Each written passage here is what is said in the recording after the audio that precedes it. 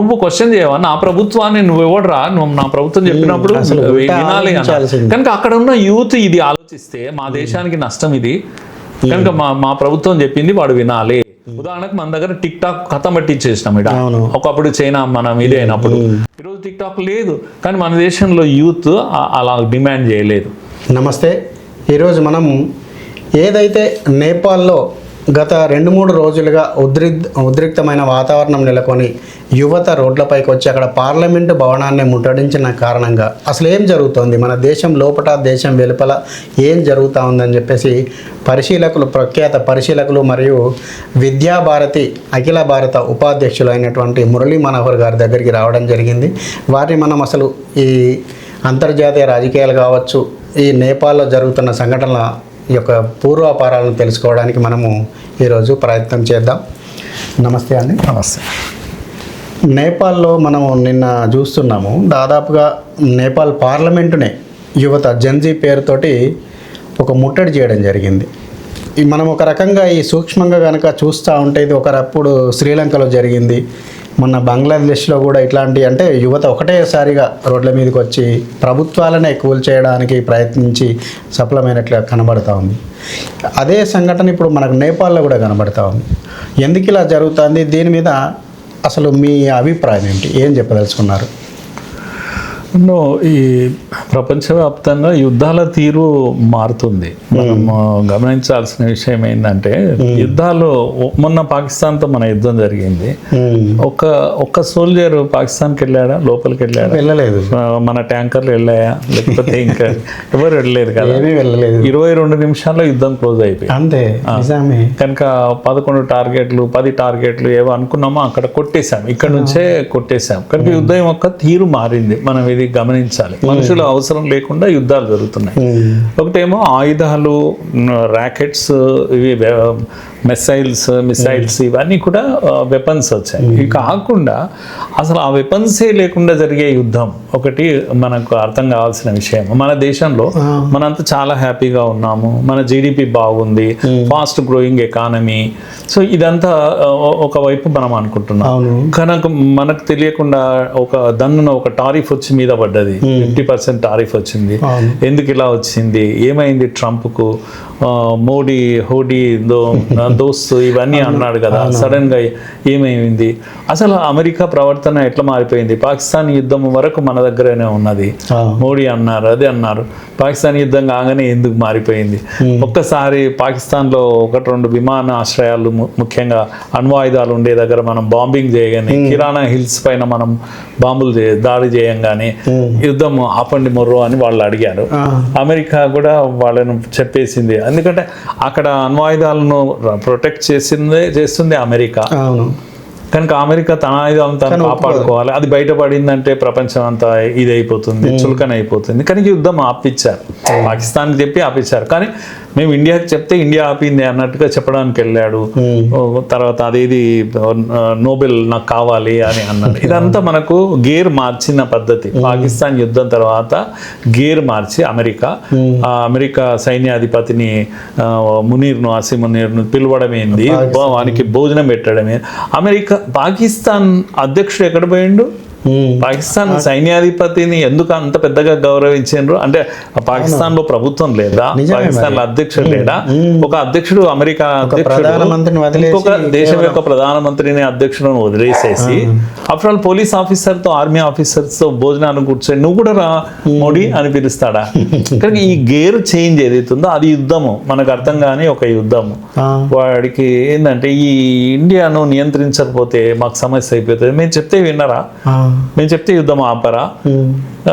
కనుక వెంటనే ego problem వచ్చేసింది. ఇండియా మన కంట్రోల్లో ఉండాలి, పాకిస్తాన్ పక్కలో ఉన్న పాకిస్తాన్ మన కంట్రోల్లో ఉండాలి, ఈ పక్కకు బంగ్లాదేశ్ మన కంట్రోల్లో ఉండాలి, ఇండియా కంట్రోల్ కావాలి. ఇన్ని రోజులు ఇండియా మీద దృష్టి లేదు వాళ్ళకు, చైనాను కంట్రోల్ అయితే చాలు అని.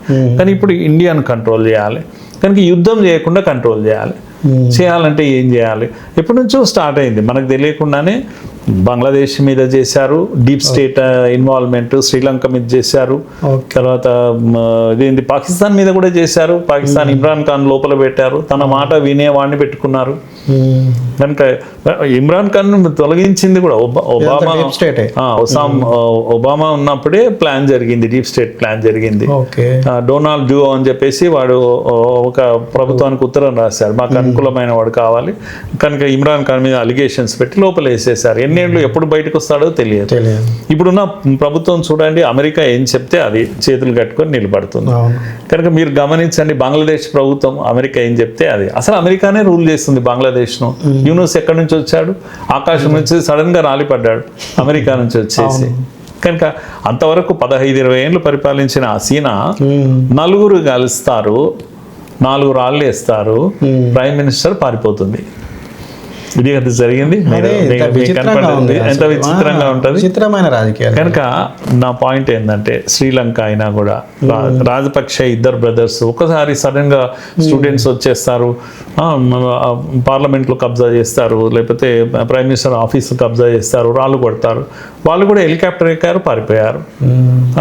తర్వాత బంగ్లాదేశ్ హసీనా హెలికాప్టర్ ఎక్కింది, ఇండియాకి వచ్చేసింది, పారిపోయింది. నిన్న నేపాల్లో శర్మ ఓలీ కూడా హెలికాప్టర్ ఎక్కాడు, దుబాయ్ పారిపోయాడు. అన్నిట్లో చూడండి మీరు ఒకటే టూల్ కిట్, మెథడ్ ఒకటే. మీరు ఎక్కడైనా చూడండి, ఏ పార్టీ వాడు ఏ నాయకుడు లీడ్ చేశాడు శ్రీలంకలో? ఎవరు లీడ్ చేయలేరు. ఓన్లీ విద్యార్థులు, యువకులే వచ్చేసారు. దీంట్లో మీరు బంగ్లాదేశ్లో చూడండి, యూత్ అంతా వచ్చేసారు, జమాతే ఇస్లామీ అని చెప్పారు. తర్వాత వాళ్ళు ఒక మత సంస్థ యువకులు వాళ్ళంతా కూడా కొట్టారు, రాళ్ళు కొట్టారు, ఆమె పారిపోయింది. నేపాల్లో చూడండి, జెన్జీ అనే ఒక పేరు మీద యూత్, ఎవరు వాళ్ళ లీడర్ ఎవరో తెలియదు, వాళ్ళ పార్టీ ఏదో తెలియదు, వాళ్ళు ఎవరో తెలియదు. అంటే ఫేస్లెస్ ఉద్యమాలు ఇవన్నీ. కనుక కొత్త రకం యుద్ధము, కొత్త రకమైన యుద్ధాన్ని మనం అర్థం చేసుకోవాలి. మనము ఇప్పుడు నవీన తర యుద్ధంలో మన ఆయుధాలు ఉన్నాయి, ఏ దేశంతోనైనా యుద్ధం చేయగలుగుతాము, సైన్యాన్ని పంపకుండానే మిసైల్స్ వేయగలుగుతాము. ఇది ఒక తరహా అయితే, దేశంలోనే మన పైన మనకు తెలియకుండానే మన ఆర్థిక అంశాలపైన, మన రాజకీయ అంశాలపైన మనల్ని చిచ్చు పెట్టి మన మధ్య డివైడ్ చేసేటువంటి యంత్రాంగం ఒకటి పనిచేసి రిజీమ్ చేంజ్ అంటే ప్రభుత్వాలను కూలగొట్టేటువంటి పని చేస్తుంది. కనుక శ్రీలంక జరిగింది మాకేం సంబంధం లేదు అని అనుకోనికి వీల్లేదు. ఎక్కడ కూడా ఏం జరిగినా కూడా మనకు అర్థం కావాల్సింది, మన చుట్టూ చివరకు మనల్ని నియంత్రించడానికి చేసే ప్రయత్నాలు ఇవన్నీ కూడా. అమెరికా ప్రభుత్వాలు వచ్చేసాయి, ఇప్పుడు బంగ్లాదేశ్లో అమెరికా ప్రభుత్వం వచ్చింది, పాకిస్తాన్లో అమెరికా ప్రభుత్వం వచ్చేసింది. అలా వాళ్ళ ప్రభుత్వాలు వచ్చేసే వాళ్ళ నియంత్రణలో ఉన్నాయి. నేపాల్లో జరుగుతున్న దాన్ని మనం చాలా కీన్గా చూస్తున్నాం. అందరము వరదలు వచ్చి నార్త్ ఇండియా అంతా కూడా కొట్టుకుపోతుంటే, జమ్మూ కాశ్మీర్లో వరదలు వస్తుంటే టీవీ అంతా ఇవే అనుకున్నాం. సడన్గా వరదలు ఎక్కడ పోయినాయో తెలియదు. ఒక్కసారి నేపాల్లో యువకులంతా కూడా బయటకు వచ్చేసి పార్లమెంటును తగలబెట్టడము, ఇది పెట్టడము, మాజీ ప్రైమ్ మినిస్టర్ వైఫ్ మంటల్లో తగలబడ్డది, ఒక మాజీ ప్రైమ్ మినిస్టర్ యొక్క భార్య మంటల్లో తగలబడ్డది, ఒక ఆర్థిక మంత్రిని రోడ్డు పైన తంతు ఎగిరి కాళ్ళతో ఫుట్బాల్ కొట్టినట్టు కొట్టి తీసుకెళ్తా ఉన్నా. ఏం జరుగుతుంది ఇది? మీరు రీజన్ చూడండి,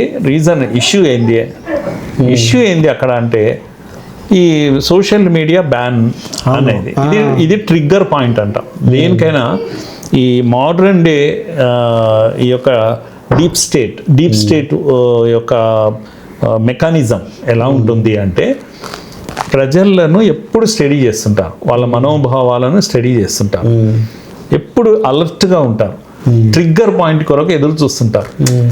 ఫర్ ఎగ్జాంపుల్, నేపాల్లో అవినీతి ఉంది, నేపాల్లో నిరుద్యోగ సమస్య ఉంది. నేపాల్ 17 సంవత్సరాల్లో 14 ప్రైమ్ మినిస్టర్స్ మారారు. కేవలం 17 years 14 ప్రైమ్ మినిస్టర్స్ మారారు. సుమారుగా ఒక 4-5 సార్లు రాజ్యాంగమే మారింది అక్కడ. కనుక ఎంత అన్స్టేబుల్ అంటే, ప్రభుత్వాలు కూలిపోతున్నాయి, వస్తున్నాయి, కొత్త ఫ్రెజైల్ గవర్నమెంట్స్ ఉన్నాయి. తర్వాత విపరీతమైన ఆర్థిక ఇబ్బందుల్లో ఉన్నారు వాళ్ళు. గూర్ఖా ఉద్యోగాల కొరకు ఇండియాలోనే ఉంటారు. సగం మంది నేపాలీస్ ఉద్యోగాలు ఇండియాలో చేస్తుంటారు. గూర్ఖాస్ అని మన దగ్గర పెట్టుకుంటారు కాపలా చేయాలి. వాళ్ళందరూ వాళ్ళే, నేపాల్ వాళ్ళే. మహిళలు కూడా ఇప్పుడు నేపాల్ యొక్క ఇన్కమ్ సోర్స్ కూడా ఇండియానే, ఎందుకంటే మొత్తం టూరిజం మన వాళ్ళే చాలా మంది. వాళ్ళందరూ భారతీయులే, ఎందుకంటే హిందూ ప్రభుత్వం ఉండేది మొన్నటి వరకు అక్కడ. 2005 వరకు కూడా హిందూ ప్రభుత్వం ఉండేది కనుక రాజరిక వ్యవస్థ అక్కడ. గమ్మత్ ఏంటంటే ముగ్గురు ఈక్వల్గా ఉన్నారు. ప్రజాస్వామ్యవాదులు ఉన్నారు, తర్వాత రాజరిక వ్యవస్థనే ఉండాలి అని కోరికనే వాళ్ళు ఉన్నారు, కమ్యూనిస్టులు ఉన్నారు. ముగ్గురు ఈక్వల్ ఫోర్సెస్గా ఉన్నారు అక్కడ. దాంతో ఇప్పుడు ఏమైందంటే వీళ్ళ మధ్య కూడా ఫ్రిక్షన్ ఉంది. సో ఇలాంటి పరిస్థితుల్లో మనం దీన్ని ఎలా చూడాలి? నేపాల్లో ప్రభుత్వం పడిపోయింది, ఈరోజు ప్రైమ్ మినిస్టర్ వెళ్ళిపోయారు. సో ఇప్పుడు చర్చ అంతా ఇప్పుడు ఏంటంటే మన దేశంలో నిన్న నేపాల్ అయింది, రేపు ఇండియాలో అవుతుంది చూడండి. అవును, అదే పనికిరాని కామెంట్ పెడతా ఉన్నారు. శివసేన లాంటి వాళ్ళు, సమాజ్వాదీ పార్టీ వాళ్ళు, వీళ్ళందరూ కూడా ఎంత దారుణమైనటువంటి కామెంట్స్ సోషల్ మీడియాలో పెడుతున్నారంటే నిన్న నేపాల్ అయిపోయింది, రేపు ఇండియాలోనే ఉంటుంది. అసలు ఇండియాలో 6 నెలల కన్నా ఎక్కువ ఉండదు ఈ ప్రభుత్వం అని కొందరు కామెంట్స్ చేస్తాం. మోడీ గారు 6 నెలల కన్నా 6 నెలల తర్వాత దిగిపోవాల్సిందే అని ఇప్పుడే ఎంత అక్కసు పలుకుతున్నారు, ఎంత అక్కసు అంటే అట్లా ఇక్కడ జరగాలి, ఇక్కడంతా యూత్ అంతా. నేనేమంటున్నానంటే ఓకే, మీరు అక్కడ జరిగింది ఇక్కడ జరిగితే బాగుండని మీరు కోరుకుంటున్నారు, ఈ దేశంలో కోరుకుంటున్నారు. అయితే మీరు ఏం కోరుకుంటారు? ఈ దేశ హితం కోరుకుంటారు. మీరు ప్రజలను మెప్పించి ఈ ప్రభుత్వ విధానం బాగలేదు అని చెప్పి ఎన్నికల్లో పాల్గొని మీరు గెలుస్తారా? లేకపోతే శ్రీలంక లాగా లేకపోతే బంగ్లాదేశ్ లాగా ఇక్కడే కూడా ఏదో జరగాలి, హెలికాప్టర్లో మోడీ పారిపోవాలి, ఇదంతా ఒక సాడిస్టిక్ మనస్తత్వం ఉన్న వాళ్ళు, ఒక ఏడుపు అన్నట్టు ఇదంతా కూడా. అంటే దీన్ని మనం ఎట్లా ఆలోచించాలి? నేపాల్లో జరిగింది సరే కరెక్టే, కానీ మనం ఒక లెసన్, దీంట్లో మనకి లెసన్ ఏముంది నేర్చుకోవడానికి? తప్పేం లేదు, ఏ దేశంలో ఏది జరిగినా కూడా మనం గమనించాలి, మనం కూడా లెసన్స్ నేర్చుకోవాలి. మారుతున్న జనరేషన్ ఇది వచ్చింది కదా, జెన్జీ ఉద్యమం ఏదైతే, జెన్జీ అంటేనే ఈ శతాబ్దపు యువకులు, అంటే 18 ఏళ్ళు 16 ఏళ్ళు 18 ఏళ్ళ యంగ్స్టర్స్ జెన్జీ వాళ్ళు వచ్చారు, పార్లమెంటు మీద దాడి చేశారు, తగులబెట్టారు. ఇదంతా కూడా జెన్జీ యొక్క మనోభావాలు కూడా చాలా ఇంపార్టెంట్, మనం కూడా లెసన్ నేర్చుకోవడానికి తప్పకుండా. తర్వాత బంగ్లాదేశ్లో మతతత్వవాదులు ఉంటారు, వాళ్ళు కూడా ఎప్పుడు ఏ దేశంలోనే ఉంటారు కనుక మన దేశం కూడా ఆ సమస్య ఉంది. జెన్జీకి సమస్యలు ఏమున్నాయి, మతతత్వవాదుల సమస్యలు ఏమున్నాయి, వాళ్ళు ఎప్పుడు తిరగబడతారు, ఇలాంటివి అన్నీ కూడా. లేకపోతే శ్రీలంకలో ఆర్థిక పరిస్థితి ఇబ్బందులు వచ్చినప్పుడు రాజపక్షను కూలదోశారు, అక్కడ నిరుద్యోగ సమస్య వచ్చింది. ఇవన్నీ వాళ్ళని $4 బిలియన్ ఎంతనో అప్పు మనం తీర్చాం వాళ్ళకు. ఈవెన్ ఇట్లా పడిపోతున్న ప్రభుత్వాలను కూడా మనం ఆదుకునే ప్రయత్నం అక్కడక్కడ చేశాం మనం. అయితే నా పాయింట్ ఏంటి అంటే, వీటన్నిటిలో లెసన్ ఏంటి అంటే, ఈ నరేటివ్ వార్స్ అనేవి మధ్యలో ఎక్కువ అయిపోయినాయి. అంటే ఒక విషయాన్ని పదే మాట్లాడడం వల్ల ఒక రహదారిలో వెళ్ళాల్సిన లక్ష్యాన్ని ఇండైరెక్ట్ గా లేని సమస్యను మీ మెదడులోకి ఎక్కిస్తారన్నారు. ఉదాహరణకు మన దగ్గరనే నేను ఊరికే మన దగ్గర తెలుగు వాళ్ళం కనుక మనకి ఈజీగా అర్థమవుతుంది. మార్వాడీలు మన తెలంగాణలో ఎప్పటి నుంచో ఉన్నారు, ఇప్పుడేం కొత్త ఏం కాదు, 100 ఏళ్ల నుంచి ఉన్నారు. తర్వాత మార్వాడీలే కాదు, వ్యాపారస్తులు అందరూ అంతెందుకు కౌంటర్లు, సామాజిక స్మగ్లర్లు అని పుస్తకాలు రాసిన ఈ లెఫ్ట్ మేధావులు మొన్న ఏమన్నారంటే, కోమటోల్లోకి అన్యాయం జరుగుతుంది ఇప్పుడు ఈ మార్వాడీల వల్ల అని అన్నారు. ఇదే కోమటోలను తిట్టిన వాళ్ళు ఈరోజు మార్వాడీలు అన్నారు. ఈ మొత్తం ఎపిసోడ్లో మనం నేర్చుకోవాల్సింది ఏంటంటే, వీళ్ళు ఎవరు ఇట్లా మాట్లాడుతున్నారు?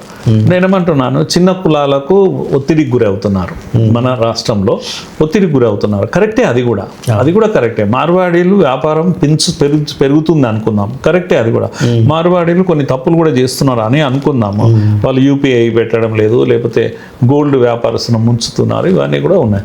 మరి ప్రభుత్వాలు ఏం చేస్తున్నాయి? చర్యలు తీసుకోవా?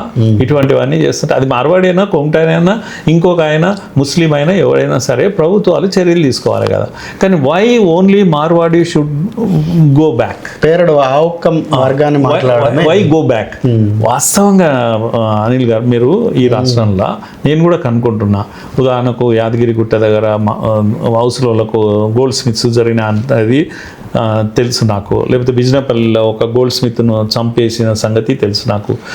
ఒత్తిడి ఉంది, అమన్గల్ బంద్ కొరకు వాళ్ళు పిలిపించారు. ఇవన్నీ ఉన్నప్పటికీ కూడా మార్వాడీల కారణంగా అక్కడక్కడ కొద్ది సంఘటనలు జరిగినప్పటికీ కూడా వీళ్ళు ఏం చేస్తారంటే, ఇప్పుడు ట్రిగ్గర్ పాయింట్ ఏంటి అంటే, ఒక మార్వాడి ఒక దళితుడిని మోండా మార్కెట్లో కొట్టడం అనేది ట్రిగ్గర్ పాయింట్.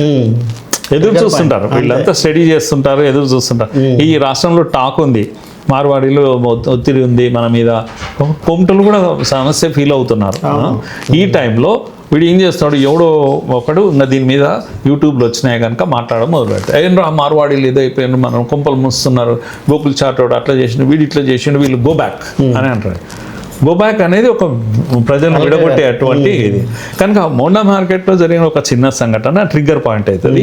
రాష్ట్రం అంతా కూడా ఈ వేర్పాటువాదం అనేది మైండ్లోకి వస్తుంది. అవురా మనకు అన్యాయం అవుతుంది, మన తెలంగాణకి అన్యాయం అవుతుంది, ఇలాంటివి ఒక సమాజాన్ని డివైడ్ చేయాలంటే. మరి నేను అడుగుతున్నా, ఈ ప్రభుత్వం ఏం చేస్తుంది? ఎందుకు వాళ్ళ మీద యాక్షన్ తీసుకోలేదు? ఇన్ని మోసాలు చేస్తున్న వాళ్ళ మీద చర్య ఎందుకు తీసుకోలేదు? ఇది ఎందుకు అడగడం లేదా?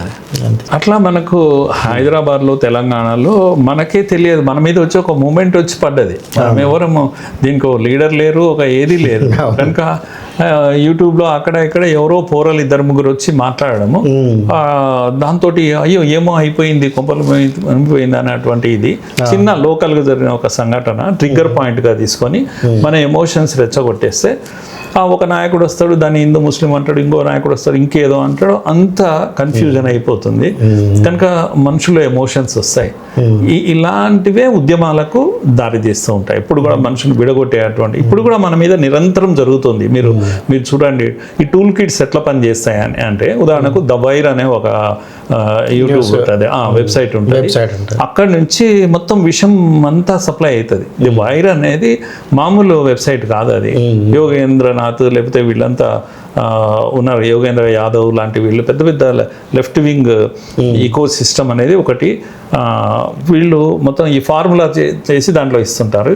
కింద అన్ని భాషల్లో ఇక్కడ లెఫ్ట్ వింగ్ యూట్యూబర్స్ ఉంటారు, వీళ్ళంతా దాన్ని ఎత్తుకొని మాట్లాడి మనందరి మైండ్లో అదే నడుస్తూ ఉంటారు. ఉదాహరణకు మీకు చెప్పడానికి, మొత్తం సౌత్లో మన దగ్గర ఎవరెవరు మాట్లాడతారు, నేను పేర్లు చెప్పాల్సిన అవసరం లేదు. ఇక్కడ లెఫ్ట్ వింగ్ యూట్యూబర్స్ అందరు కూడా ఒకేలాగా మాట్లాడతారు. ఉదాహరణకు జనాభా తగ్గిపోయింది సౌత్ ఇండియా, నార్త్ ఇండియా జనాభా పెరిగిపోయింది, రేపు పార్లమెంటరీ అసెంబ్లీ డివిజన్ జరిగినప్పుడు సౌత్ ఇండియాకు సంఖ్య తగ్గిపోతుంది, మొత్తం రాజ్యం నార్త్ ఇండియా వాళ్ళది అయిపోతుంది. ఇప్పుడు మీరు యూట్యూబర్స్ ఎవరైనా ఒక అరగోపాల్ మాట్లాడినా, ఒక తెలకపల్లి రవి మాట్లాడినా, ఒక పురుషోత్తం నాగేశ్వరరావు, ప్రొఫెసర్ నాగేశ్వరరావు మాట్లాడినా, వీళ్ళంతా ఇది మాట్లాడితే ఏమవుతుందంటే సౌత్ ఇండియా వాళ్ళ మనమంతా కూడా ఫీల్ అయిపోతాం, ఇంత అన్యాయమా నార్త్ ఇండియా వాళ్ళ అంటే, ఎందుకంటే మోడీ పరిపాలిస్తున్నాడు, నార్త్ ఇండియా వాడు మన మీద పడ్డాడు అనేటువంటి ఒక ఫీలింగ్.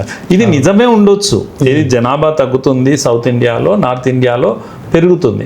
కానీ వాజ్పేయి పీరియడ్లో కూడా ఇది సమస్య ఉండే. మరి ఏం చేశారు, ఆయన 25 ఏళ్ళు పోస్ట్పోన్ చేశారు. లేదా అంతకుముందు ఇందిరాగాంధీ పీరియడ్లో కూడా ఉండే, ఆమె కూడా దాన్ని కొన్ని రోజులు పెండింగ్లో పెట్టింది. ఇప్పుడు నిర్ణయం ఆ విధంగా సౌత్ ఇండియాకు అన్యాయం జరిగే నిర్ణయము మోడీ ఎందుకు తీసుకుంటాడని నేను అంటున్నా. అలా ఎందుకు తీసుకుంటాడు? ఇంకో రకంగా ప్రపోర్షనేట్గా సీట్స్ ఇవ్వచ్చు, ఏదైనా చేయొచ్చు, పరిష్కార మార్గం ఉంది. కానీ వీళ్ళు చెప్పి ఉదాహరణకు హిందీ రుద్దుతున్నారు అనేది, ఎక్కడ రుద్దుతున్నారు, ఎవరిపైన రుద్దుతున్నారు, మీ పైన నా పైన రుద్దుతున్నట్టు ఎక్కడా లేదు. కానీ ఏంది అంటే, అక్కడి నుంచి వచ్చారు, ఇద్దరు బయలుదేరారు, మన మీద పడ్డారు. ఎవరెవరు వాళ్ళు? మోడీ, అమిత్ షా, లేకపోతే అదానీ అంబానీ, లేకపోతే మార్వాడి, లేకపోతే ఇదంతా మైండ్ మీద ఏంది అంటే, వాళ్ళు దుర్మార్గులు అక్కడి నుంచి బయలుదేరారు, అది గుజరాత్ లేకపోతే ఇంకేదో నార్త్ ఇండియా, ఇది మన మీద పడ్డారు. ఇదంతా మన మైండ్ మీద వర్క్ చేస్తుంటుంది, నిరంతరం పనిచేస్తుంది. ఇది యుద్ధము, ఇది యాక్చువల్ యుద్ధం. ఒక రోజు ఏదైనా సమయం వచ్చినప్పుడు ట్రిగ్గర్ పాయింట్ దొరుకుతుంది వీళ్ళకు. ఉదాహరణకు షాన్బాగ్లో ఒక ఉద్యమం జరిగింది, ఫార్మర్స్ ఉద్యమం జరిగింది, సిఏఏ ఉద్యమం జరిగింది. సిఏఏ ఏముంది అండి, సిఏ ఇండియాకు సంబంధం లేదు, ఇండియాలో ఉన్న ఒక్క సిటిజన్కు సంబంధం లేదు. కానీ ముస్లింలు అందరూ ఏం ఫీల్ అయ్యారు, మా కుంపలని మునిగిపోయాయని అనుకున్నారు. పాపం రోడ్ల మీదకి వచ్చేసారు. ఈరోజు నేపాల్లో మీరు చూస్తున్నారు కదా, సిఏ అప్పుడు జరిగింది అదే, మరి షాన్బాగ్లో జరిగింది అదే, ఢిల్లీ అల్లర్లో జరిగింది అదే, లేకపోతే రైతు ఉద్యమం అదే. ఇవన్నీ ప్రయోగాలు ఇండియాలో జరిగాయి. ఇప్పుడు జరుగుతున్న ఈ డీప్ స్టేట్ యొక్క ప్రయోగాలన్నీ భారత్ మీద ఇంకా జరుగుతూనే ఉన్నాయి. మన మైండ్ పైన జరుగుతుంది, ఇది ఎక్కడో కాదు. ఎప్పుడో సడన్గా వస్తారు రోడ్లపై, ఎందుకంటే నీ మైండ్లో ఇది నడుస్తుంది. ఉదాహరణకు ఓట్ చోరీ, ఇన్నేళ్ల నుంచి 70 ఏళ్ల నుంచి స్వాతంత్ర భారతంలో ఎన్నడూ కూడా మనం, ఇప్పుడు నేనున్నానండి, నేను పాత ఇంట్లో ఉన్నప్పుడు నాకు ఓటు ఉండే, ఇటుకి వచ్చాను, వస్తే ఆ ఇంటి దగ్గర పోతే ఇప్పటికి నా ఓటు ఉంటుంది. ఎవరు అడుగు వచ్చింది దాన్ని తీసింది. ఇప్పుడు దీన్ని ఏమంటున్నారంటే, ఇవి మోడీ కోసం ఇన్ని ఓట్లు డబల్ ఓట్లు అయిపోయినాయి అని అనుకుంటారు. ఇప్పుడు నా కొరకు మోడీ వచ్చి చేయించాడా? డబుల్ ఓట్లు, త్రిబుల్ ఓట్లు అనేది ఎలక్షన్ కమిషన్ అనేది 2-3 వ్యక్తులు ఢిల్లీలో ఉంటారు. వాళ్ళకు నెట్వర్కే ఉండదు. తాత్కాలికంగా కలెక్టర్లను ఎంఆర్ఓలను పట్టుకొని ఎలక్షన్స్ చేపించుకుంటారు. వాళ్ళు తెలుసుకొని మళ్ళీ కలెక్టర్లు వాళ్ళ పనులలో వాళ్ళు వెళ్ళిపోతారు. అంతే. మరి ఏడుంది ఇంత పెద్ద 90 కోట్ల మంది నెట్వర్క్ 90 కోట్ల మంది భారతీయులకు ఓటర్ లిస్ట్ తయారైతే ప్రపంచంలో నాకు చూపించండి అనిల్ గారు, ఎక్కడైనా గుర్తింపు కార్డు మీకు ఐడి ఇస్తారు కదా, అటు ఓటర్ లిస్ట్లో కూడా ఫోటో ఉండే గుర్తింపు కార్డు 90 కోట్ల మందికి ప్రపంచంలో ఏ దేశంలో లేదు. ఇంత వ్యవస్థ తయారైంది. ఇంత తయారవుతున్నప్పుడు అందులో లోపాలు ఉండొచ్చు. కొన్ని లోపాలు ఉంటే మీరు సరిదిద్దాలి, సలహాలు ఇవ్వాలి, పార్లమెంట్లో మాట్లాడాలి. ఇవి డబుల్ ఓట్లు వస్తున్నాయండి, త్రిబుల్ ఓట్లు వస్తున్నాయి, కావాలంటే చూపించండి, పార్లమెంట్లో చూపించండి. ఇదంతా ఏంది, ఇవి మీ పీపీటీ ప్రజెంటేషన్స్ చేసేసి ఏదో జరిగిందని సృష్టించి అంత తప్పని తేలింది. కానీ ప్రజల మైండ్లో ఏముంటుంది, ఎలక్షన్ కమిషన్ మీద విశ్వాసం పోతుంది. విశ్వాసం నిలబెట్టడం చాలా కష్టము, కూల్చడం చాలా ఈజీ ప్రజల్లో. కనుక ఇంత పెద్ద భారతదేశంలో బ్రిటిష్ వాడే అన్నాడు, మీకేడ డెమోక్రసీ, మీరు లైన్లో నిలబడి ఓట్లేసి మీకు చదువు లేదు ఏం లేదు అన్నారు. అటువంటి భారతము ఈరోజు పల్లెటూర్లలోనే 90% ఓట్లు వేస్తున్నారు. ఇది విశ్వాసము. నువ్వు ఒక ఆపోజిషన్ లీడర్గా ప్రజల్లో విశ్వాసం నింపాలి కదా. నేనేమంటే ఇదంతా నేను ఎందుకు చెప్తున్నానంటే, కామన్ మ్యాన్, యువత ఇది ఆలోచించాలి. ఈ దేశంలో ఎవడు ఏం మాట్లాడుతున్నాడు. నక్సలైట్ దేశభక్తుడు అంటే ఎట్లకెళ్ళి దేశభక్తుడు అవుతాడు? దేశంలో సమస్యలు ఉన్నాయి, పేదరికం ఉంది, అయితే దాని కొరకు మనకు ప్రభుత్వాలు ఉన్నాయి. ప్రభుత్వాలు మళ్ళీ ఎందుకు ఉన్నాయి? సామాజిక సమస్యలు ఉన్నాయి, ఆర్థిక సమస్యలు ఉన్నాయి, డెమోక్రసీ ఉంది. ఇది కాకుండా ఇంకొకటి తుపాకీ పట్టుకొని బయలుదేరుతా అంటే ఇది కరెక్టా? ఎలా అవుతుంది? మరి ఇది చర్చ చేయాలి కదా, మనం అడగాలి కదా. ఎవడు వాడు తుపాకీ పట్టిన వాడిని మనం నిలదీయాలి కదా. నక్సలైట్ దేశభక్తుడు ఎట్లా అవుతాడు? దేశద్రోహి అవుతాడు. కనుక ఇలాంటి నరేటివ్స్ ఏవైతున్నాయో చర్చలో మనము యువత అంతా కూడా ఏది నిజం అనేది ప్రశ్నించాలి. ఇట్లా ఎందుకు మాట్లాడుతున్నావు నువ్వు అని అడగాలి. అందరూ గొప్పగా మేధావులుగా కనబడ్డంత మాత్రాన అది నిజం అని మీరు భ్రమలో పడొద్దు. ఇది అనేక జాతుల దేశం, భారతదేశం అంటే అనేక జాతుల కలయిక అని ఒకడు అంటాడు. అనగానే నువ్వు అవునా, అయితే ఎవరికి వాడు హక్కు ఉండాలి, విడిపోవడానికి హక్కు ఉండాలని మాట్లాడతారు. ఇలా మాట్లాడే వాళ్ళు లెఫ్ట్ ఈకో సిస్టమ్ వాళ్ళు ఉంటారు. ఎవరైనా వీళ్ళందరూ ఇది సిద్ధాంతం, ఇది అరగోపాల్ సిద్ధాంతం, ఇది బాలగోపాల్ సిద్ధాంతం, ఇది వరవర సిద్ధాంతం ఇది. కనుక మనం భారతీయులము, మనం ఎప్పటి నుంచో స్వాతంత్రం రాకముందు నుంచి కూడా కాశ్మీర్ నుంచి కన్యాకుమారి వరకు ఇది ఒక జాతి అని నమ్మినాం. కనుక ఇలాంటి ప్రశ్నలను విడగొట్టే విషయాలు ఏవైనా సరే, గో బ్యాక్ మార్వాడి ఎందుకు అంటున్నావు, వీడి మతలబ్ ఏంది అని అందరూ ఆలోచించాలి.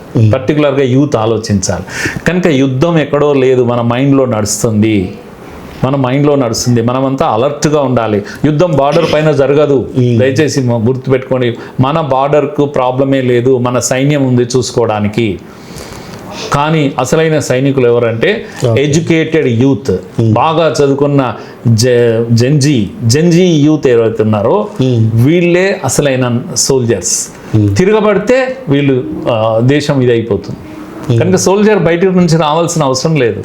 కనుక ఇప్పుడు శ్రీలంకలో జరిగిన, బంగ్లాదేశ్లో జరిగిన ఇదంతా సైన్యం ఎక్కడి నుంచి వచ్చింది? తిరగబడ్డారు, 4 రాళ్ళు పట్టుకున్నారు, 4 బయటికి వచ్చారు, ప్రభుత్వాలు పడిపోతున్నాయి. కనుక ఎందుకు? మన మైండ్లో ఇది నడుస్తుంది, ఇది తప్పు.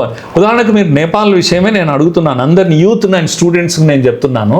26 రకాల ప్లాట్ఫామ్స్, సోషల్ మీడియా ప్లాట్ఫామ్స్, పాపం వాళ్ళకి అలవాటు పడ్డారు.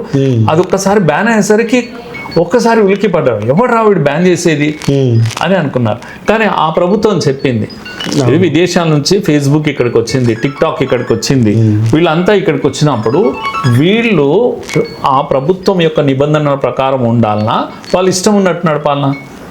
నేను ఒక కంపెనీ పెట్టినా, ఫేస్బుక్ అనే కంపెనీ అమెరికా నుంచి వచ్చి ఇక్కడ పెట్టాను. పెట్టినప్పుడు ఈడ ఉన్న ఇండియన్ గవర్నమెంట్ చెప్తా రిజిస్టర్ చేసుకోవా అంటుంది. చేసుకోవద్దా?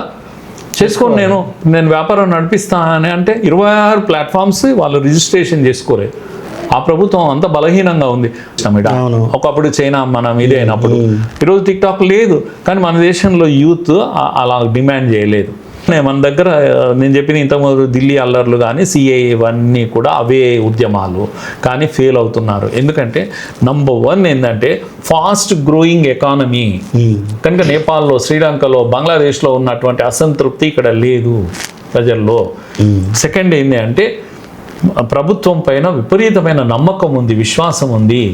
మోడీ యొక్క రేటింగ్ ఏదైతే ఉందో ప్రపంచంలోనే అత్యధికంగా ఉంది. మన నాయకుడి పైన విశ్వాసం ఉంది ప్రజలకు. విశ్వాసం కోల్పోయినప్పుడు అసంతృప్తి వస్తుంది. నువ్వు క్వశ్చన్ చేయవా నా ప్రభుత్వాన్ని, నువ్వు ఎవడరా, నువ్వు నా ప్రభుత్వం చెప్పినప్పుడు వినాలి అన్న. కనుక అక్కడ ఉన్న యూత్ ఇది ఆలోచిస్తే మా దేశానికి నష్టం ఇది. కనుక మా ప్రభుత్వం చెప్పింది వాడు వినాలి. ఉదాహరణకు మన దగ్గర టిక్ టాక్ కథం పట్టించేసినాం ఇక్కడ. ఒకప్పుడు చైనా మనం ఇదే అయినప్పుడు, ఈరోజు టిక్ టాక్ లేదు. కానీ మన దేశంలో యూత్ అలా డిమాండ్ చేయలేదు. అది హీరోయిజం కాదు.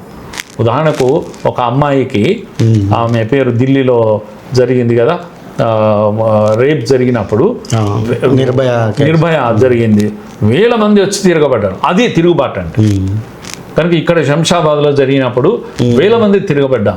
అది తిరుగుబాటు. అన్యాయము, అక్రమము, తప్పు జరిగినప్పుడు నిలదీయడం అన్న లక్షణం. కానీ ప్రభుత్వాలపైన ఏం చేయడం, రివోల్ట్ కావడము, లేకపోతే పార్లమెంటులు కూల్చేయడం, తగలబెట్టడము, ప్రైమ్ మినిస్టర్ కుటుంబాలను వెంటాడడం ఏదైతే ఇక్కడ నేపాల్లో జరుగుతుందో, అది బయటివాడు చేసినటువంటి ప్రయోగం. ఇది బయటివాడి యొక్క ఫస్ట్ సోషల్ మీడియా అన్నాడు.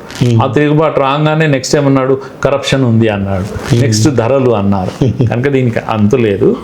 మనం భారతీయులము, చాలా మెచ్యూర్డ్ యూత్ ఉంది, మెచ్యూర్డ్ పీపుల్ ఉన్నారు. డెమోక్రసీ ఈ దేశంలో బలంగా ఉంది, మన వ్యవస్థలు బలంగా ఉన్నాయి. ఎవ్వరము దీని గురించి చెల్లించాల్సిన అవసరం లేదు. కానీ మైండ్ ఎప్పుడు అప్లై చేస్తూనే ఉండాలి. ఏది what is right, what is wrong, what is right, what is wrong. మాట్లాడే ప్రతి వాడు బుద్ధిమంతుడు ఏం కాదు.